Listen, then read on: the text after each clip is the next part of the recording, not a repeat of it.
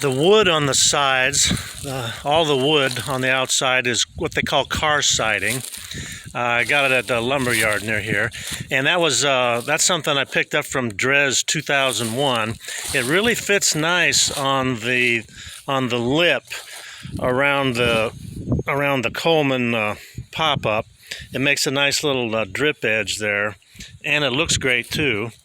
We stained it with some kind of linseed oil, I forget.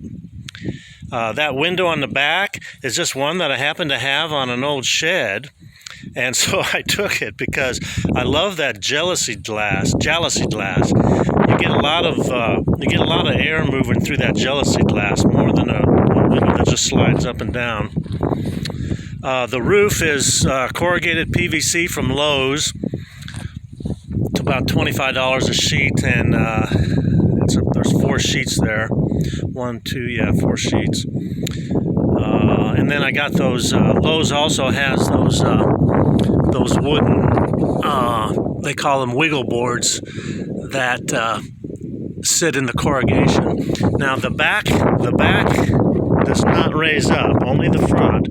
It's hinged in the back with just door hinges, 3 door hinges.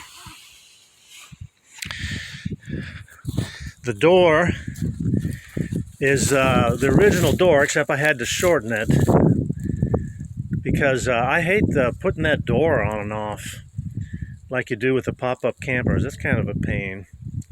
So shortened the door, had to move the hinges and the door latch to get it to work. The window in the front was also one I had from a shed that we tore down.